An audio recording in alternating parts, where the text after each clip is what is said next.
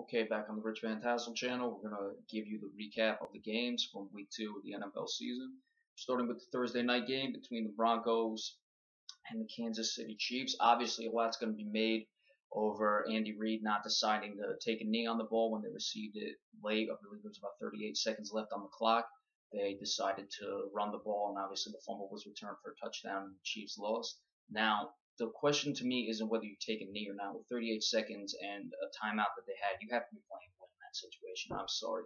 There's no excuse not to. And frankly, that's what the Chiefs get for not playing to win. You see, you don't. If you're gonna decide to take a knee, then just take a knee. If you don't want to win, if you're going to try to win, though, you throw the ball downfield. Running the ball makes absolutely no sense there. You're not going to get enough yards. You don't have enough time on the clock to do so. So that's what cost the Chiefs. Again, you got to play to win in this league. So people who are saying that, oh, just take a knee, just take a knee. No, overtime is not a guarantee, and 38 seconds is plenty of time to get in field goal range with the timeout. So that's that. Look, the Denver receivers had a very good game, despite Marcus Peters, who I should have had as one of the Defensive Rookie of the Year candidates playing well. Demaryius Thomas, 8 catches, 116 yards. Emmanuel Sanders, 8 catches for 87 yards, 2 touchdowns. They were just going all over the place. And Kansas City's going to have to find a guy to line up opposite of Marcus Peters to help them out. Peyton Manning threw the ball 45 times. It's probably a lot more than they want to. 26 of 45, 3 touchdowns, 1 interception, 256 yards. The running game was not impressive at all. Ronnie Hillman and C.J. Anderson combined 61 yards on 21 carries between the two of them. That's not going to get the job done. So that's probably why Peyton Manning threw the ball so much. Going to the Kansas City side of the ball, Alex Smith, efficient, 16 to 25 in that regard, but not 200 yards and 2 interceptions, which were costly. Jamal Charles had another great game, 21 to 125 for a touchdown. That's 6 yards per carry. Obviously, though, that fumble at the end really cost them. Travis Kelce was good. Jeremy Maclin was all right. I mean, Kelce for a tight end numbers 4 catches for 58 yards. Jeremy Maclin 4 for 57, basically the same. They're gonna have to find more production out of them, or Jeremy Maclin, I should say, in the passing game. They obviously have to find another wide receiver. Basically, just way too many turnovers for the Chiefs, though. You turn the ball over 5 times, you're not going to win in this league. So that was the end of it, basically, for them. Only 2 sacks. They both came from Justin Houston, who we know can get pressure on the quarterback. Getting Peyton Manning around twice is a start, but you got to do it more than that. So there's the take for the Thursday night game. Moving on.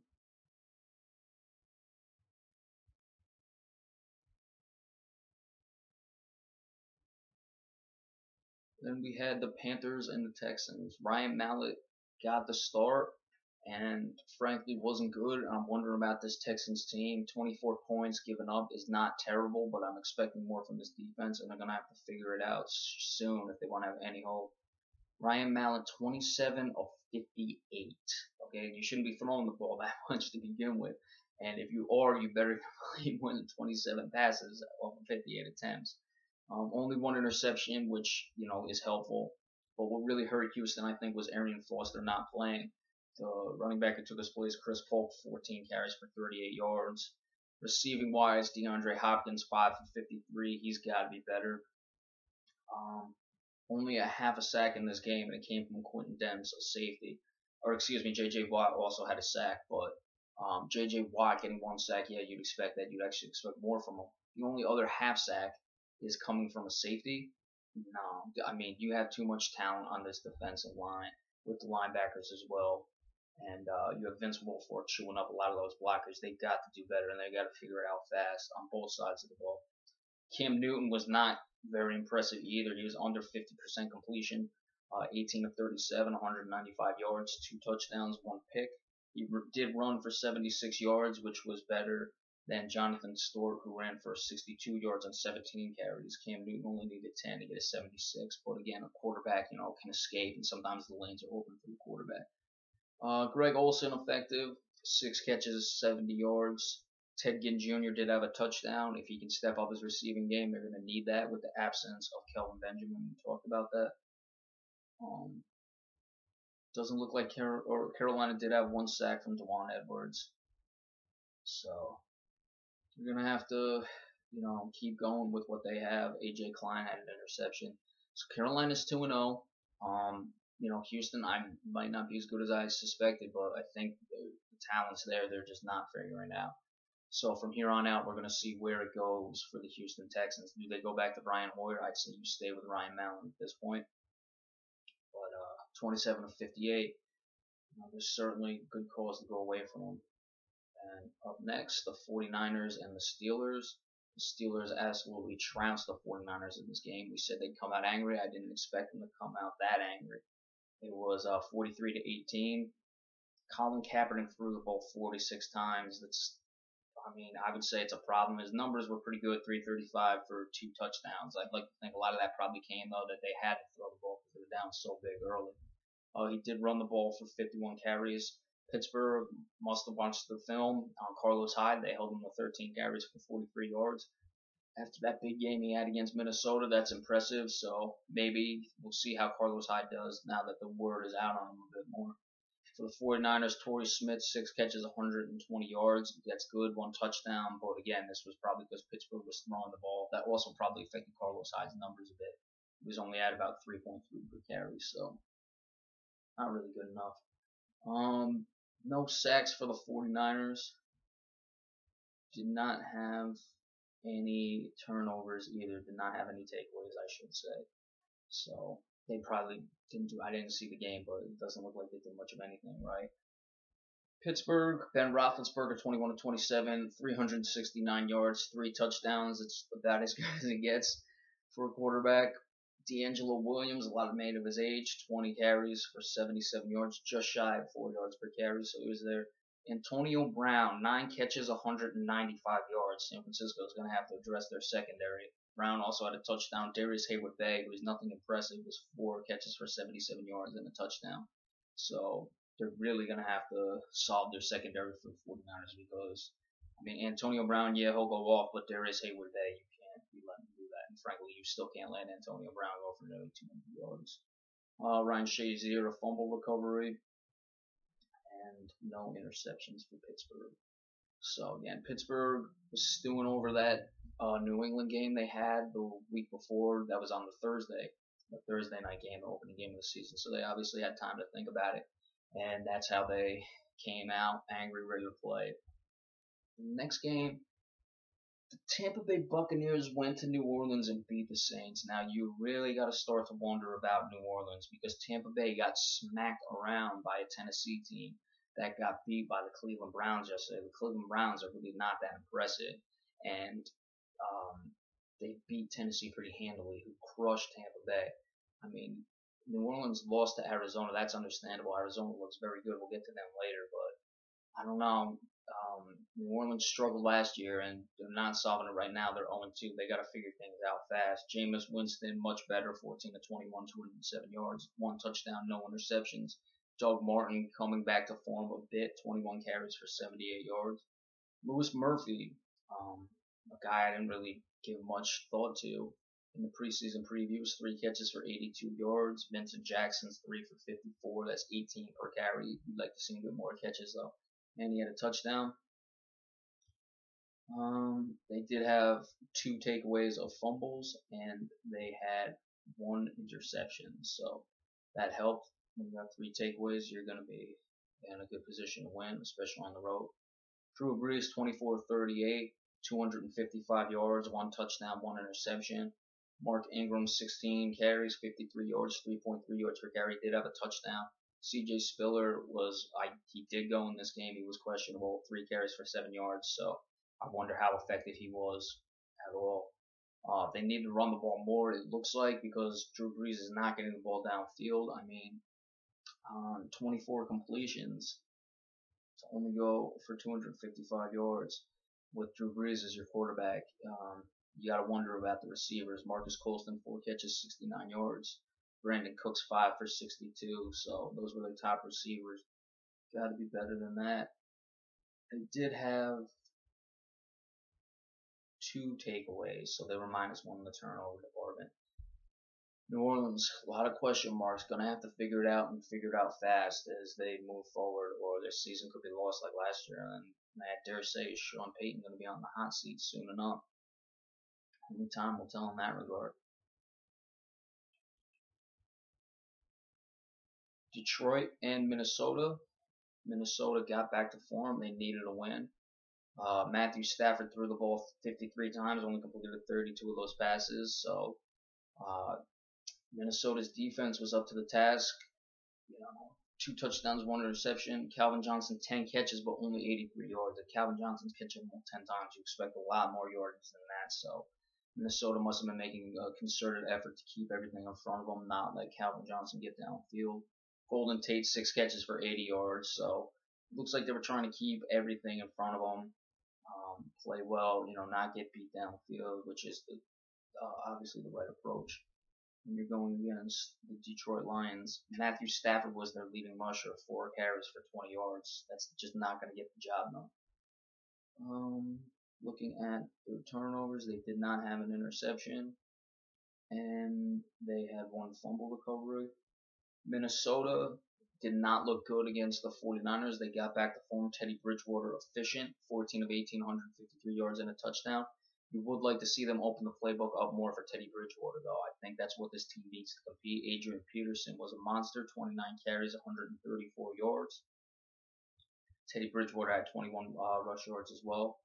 Adrian Peterson was their leading receiver, 2 catches for 58 yards. Mike Wallace only 3 for 38. So again, Minnesota did get the win, but they need to start opening up the playbook. You don't want to be too conservative with this team. They did have 1 sack of the quarterback, Matthew Stafford. 1 interception and 2 fumble recoveries. So they were +2. They had 3 takeaways. They've been a +2 in the turnover department. Going to be a recipe to win. The turnovers, their plus minus in the turnovers is usually the biggest indication of whether you win or lose games in the NFL. The Cardinals and the Bears. Cardinals looked very good. Dropped almost 50. The score was 48-23. Carson Palmer 17-24, and they weren't even throwing the ball that much, so that's even more impressive. The score 48 points, 185 yards, but did have 4 touchdowns. Chris Johnson 20 carries, 72 yards, 3.6. Can he get his yards per carry back up above 4? He did well, but Andre Ellington was out. So that's why Chris Johnson got a bulk of the carries. But, you'll take 20 for 72. Yeah, you'll definitely take that. Larry Fitzgerald, 8 catches, 112 yards. Really, he was the only receiver with over 50 yards receiving wise.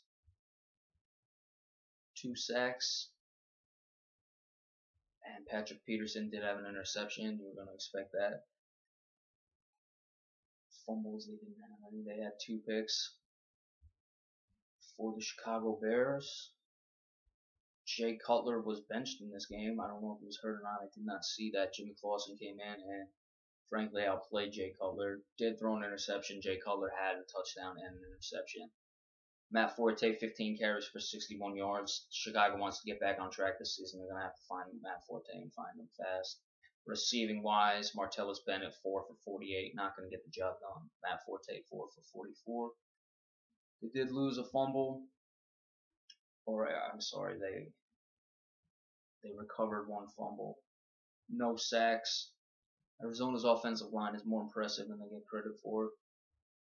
Jared Allen had an interception in this game, but again, just Jay Cutler, you got to wonder how much longer he's going to be playing there. They gave him a lot of money, but if he's going to continue to make these mistakes and not play well, I got to see if he was injured though. In that, did not see anything in that regard. Chicago, a lot of question marks. Arizona looking very good though.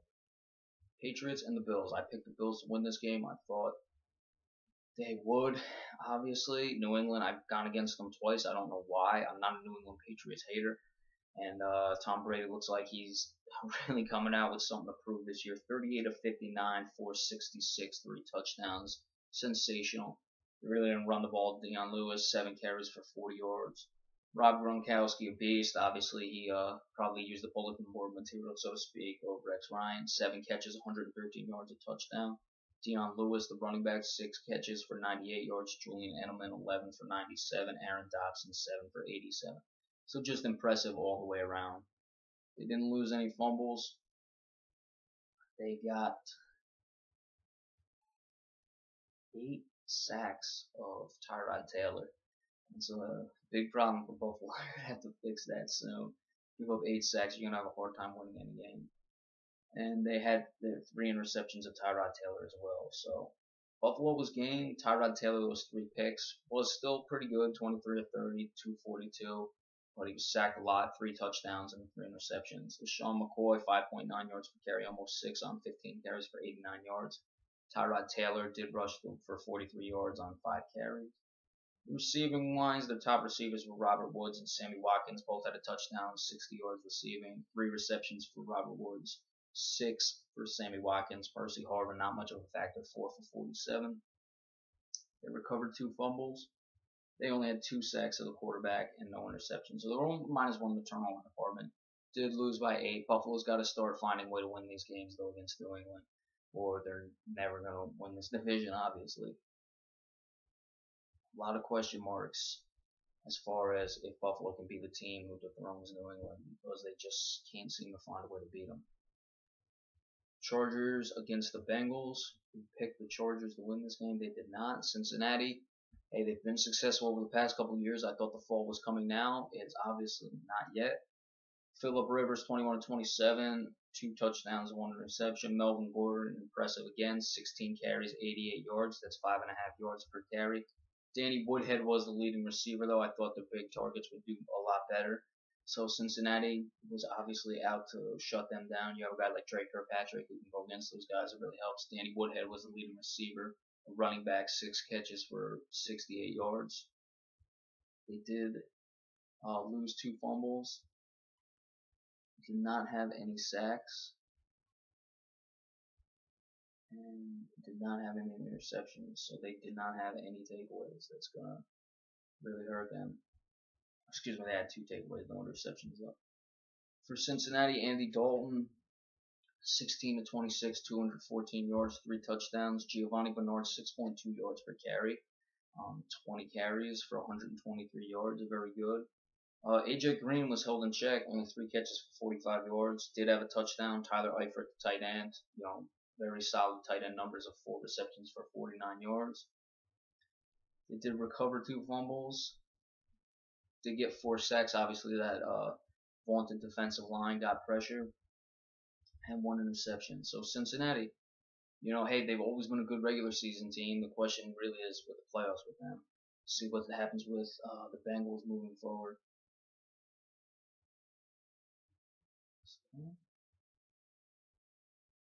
Cleveland beat the Tennessee Titans in this game. Marcus Mariota, again, pretty good. So it looks like he's, accustomed to the NFL. He was 21-37 for 257, 2 touchdowns. Dexter McCluster had 98 rush yards on 10 carries. That's almost 10 per carry. Very good. Anthony Fasano, their tight end, was the leading receiver, though they really need some weapons for Mariota. 5 receptions for 84 yards. They lost 3 fumbles. That's obviously going to hurt. Only 2 sacks, and they didn't have any interceptions, so not going to get the job done in the turnover department there. Johnny Manziel, 8 for 15, 172 yards, 2 touchdowns. He obviously still needs more time to play. I don't know, though. 8 for 15, he's really got to be better than that. Isaiah Crowell was their top rusher, almost 5 yards per carry at 15 for 72. Travis Benjamin, big receiving day. 3 catches for 158 yards. It's almost 40 yards per carry. 2 touchdowns. They didn't lose any fumbles. They did recover 3. Had 7 sacks. Marcus Mariota was under pressure all day yesterday. No interceptions, but they were solid in the turnover department. So that's what this team needs. And, we talked about Cleveland early in the season in the previews. They do have talent. Talented players. We'll see what they can do the rest of the year. The division is certainly still wide open. Obviously, every division is after 2 weeks. Hold on for that. The Giants against the Falcons. What to say about the Giants? They blew another fourth quarter lead. They're off to an 0-2 start. Giants fans are certainly familiar with this song and dance. It's been the same way. After these past couple of years, they really need to come out Thursday night. They got a short time to think about it and get a win against Washington, or it's going to be another lost season for the Giants. Matt Ryan is having a very good year this year, 30 for 46, 363, one touchdown. Tevin Coleman, a guy who played decent against Philadelphia last week, only 9 carries for 32 yards. They're going to need him to continue to grow as a rookie. Julio Jones has been sensational this year, 13 carries, 135 yards. Leonard Hankerson, also very good, 6 receptions for 77 yards. So they weren't running the ball and had to pass because they were down, and that's probably inflated the numbers a bit. As far as the Giants, Eli Manning, 27 of 42, 92.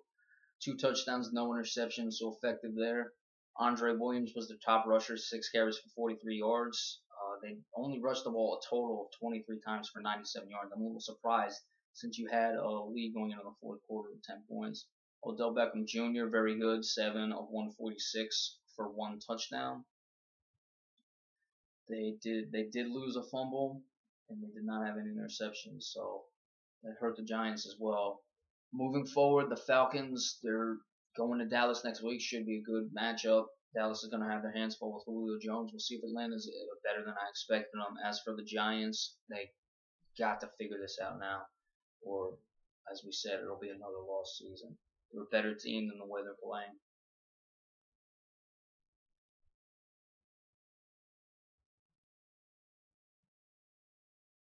The Redskins, impressive over the Rams. The Rams coming off that win against the Seahawks. Maybe the Seahawks aren't as good as we suspect. Nick Foles, 17 of 32, 150 yards, 15 incompletions on 32 passes is not good enough. Didn't turn the ball over, but only had 1 touchdown. Tavon Austin, 4 carries for 40 yards. Trey Mason, 7 for 26. Altogether, though, they only ran the ball as a team, 13 carries for 67 yards. Got to run the ball more. They were down, so I'm sure that affected it a bit. Nothing really in the receiving game. We talked about Nick Foles' numbers weren't impressive. Jared Cook was the top receiver, 5 receptions for 47 yards. Did have 2 sacks. Did lose a fumble with no interceptions.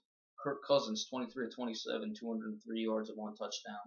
Obviously, this team is going to rally around Kirk Cousins. The better he plays, the more and more they're going to be comfortable with him and forget about RG3. Matt Jones out of nowhere, 19 carries, 123 yards. Alfred Morris was pretty effective as well, 18 for 59. That's only 3.3 yards. Matt Jones was at 6.5, 2 touchdowns. Altogether, 37 carries, 182 yards, just shy of 5 yards per carry. That's good. Jordan Reed was 6 catches for 82 yards. The tight end, Pierre Garcon, only 6 catches for 23 yards. They're going to need better than that with Deshaun Jackson out. Lost the fumble. Only 1 sack and no interception. We'll see what's going to happen with Washington if Kirk Cousins continues to play well. This could be a team that makes some noise, especially if the Cowboys are, a little grounded without Tony Romo and not really able to run away with this division. The Dolphins were defeated by the Jaguars. We've discussed Jacksonville. They're improving. They're obviously showing that, giving their fans something to be happy about. Ryan Tannehill, 30 of 44, 359, threw the ball a lot. He's also the top running back, though, 3 carries for 17 yards. As a team, there were 16 carries, 42 yards. Against Jacksonville, you just have to be better than that. Threw the ball a lot. Rashard Matthews, 6 catches, 115 yards. Jarvis Landry, 8 catches, 110 yards. So they put up numbers receiving-wise. No sacks, no interceptions, didn't lose any fumble. Jacksonville, Blake Bortles, good, not great, 18-33, 273, did not turn the ball over. TJ Yeldon had 70 yards rushing, but on 25 carries, it's not even 3 yards per carry. Total of 33 for 137, almost 4 yards per carry, but 13.5 yards per carry on 2 Blake Bortles runs. So that inflates the numbers a bit. Allen Robinson had a big day. Wide receiver, 6 receptions, 155 yards, 2 touchdowns.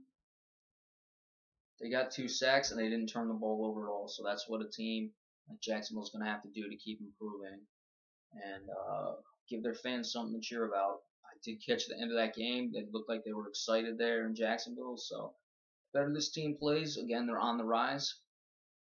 The more the fans are going to support them. That's how it goes. Oakland getting the win against Baltimore. Baltimore dropping to 0-2. Was a little worried about Oakland there. I had big things planned for them this year. They got the job done for the Baltimore Ravens. Joe Flacco, 32 of 45, 384. You wonder where that was last week against Denver.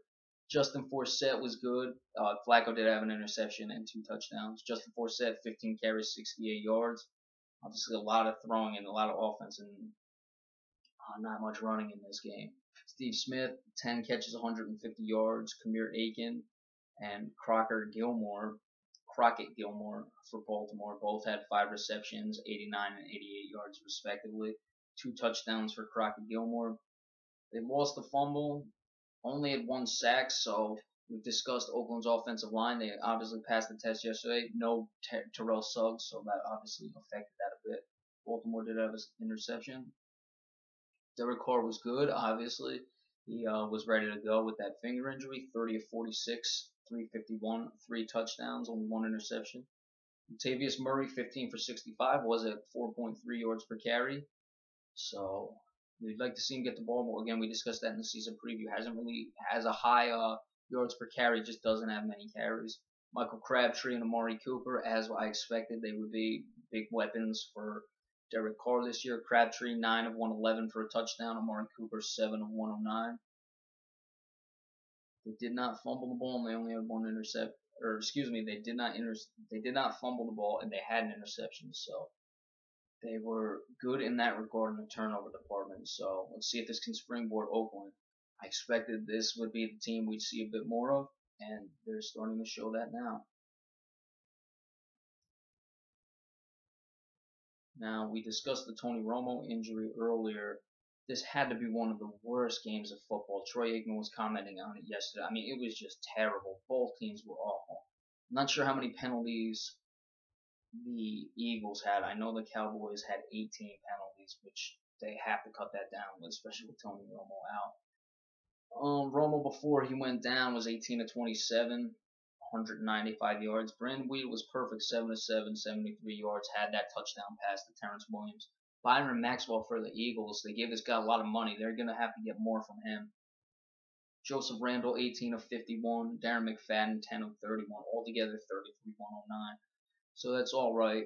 Not great, but we'll get into DeMarco Murray in just a minute. Jason Witten, 7 for 56. Terrence Williams, 4 for 84, 21 yards per carry. Had that big touchdown late. You would expect Byron Maxwell. Terrence Williams is a solid number 2. He's not a number 1, and Byron Maxwell was brought in to shut down number 1. So it was really turnovers for the Cowboys that helped them. They did lose 2 fumbles, but they did get their interceptions on the other end of the field. Sean Lee had 1. J.J. Wilcox had 1. They recovered a fumble. So Sam Bradford, as we'll go to Philadelphia, Sam Bradford, 23 of 37, 224. Frankly, I didn't even know the numbers were that good, because if you watched the game, you'd wonder where that came from. Had 2 interceptions. DeMarco Murray, 13 carries for 2 yards. Philly's offensive line isn't horrible, so I don't know where that came from for DeMarco Murray. Jordan Matthews, 6 for 80, had a lot of drops, though. Philadelphia was sloppy. They did have 3 sacks, obviously knocked Romo out. They're going to have to be better, though, and they're going to have to figure it out fast, because we talk about Chip Kelly and what he's brought in there to do, and he is not getting the job done. That was a terrible offensive performance. The Cowboys would know better, not sitting here acting like they were. But the Eagles, whoa. What was that? And then finally the Sunday night game. Seattle drops to 0-2. Russell Wilson, 19 of 30, 206 yards, had an interception. He was their top rusher with Marshawn Lynch on the team. Don't expect that. 10 carries for 78 yards for Russell Wilson. 15 carries for 41 for Marshawn Lynch. Doug Baldwin had an effective game. 7 catches, 92 yards, 1 touchdown. Other than that, though, they didn't do much. They had a fumble. They lost a fumble. They recovered a fumble. Only 2 sacks of Aaron Rodgers. No interceptions for the Legion of Boom. Aaron Rodgers, 25 of 33, 249, 2 touchdowns. Those are good numbers for Aaron Rodgers. That's really not, though, so it shows you how good he is. James Stark came in for Eddie Lacy. We'll have to see the extent of his injury. Had 20 carries for 95 yards. Randall Cobb, 8 catches for 116 yards, but no touchdowns. They did lose a fumble, got 2 sacks, and had an interception, so they were good in that regard. Again, we discussed Seattle. We had Green Bay winning this game. Seattle, no need to panic. They're going to figure it out. They're 0-2. It's not the end of the world. They're still, have a lot of division games to play. But they'll have to play better. They'll have to be sharper. It just looks like a lack of focus. Obviously, we talked about the complacency issue early in the season. So this team's accomplished a lot. But they'll figure it out. Maybe this humbling early in the year will be good for Seattle. So there's your breakdown of the Week 2 games. A little later today, we will give you a preview of the Monday night game between the Jets and the Colts. So stay tuned for that later.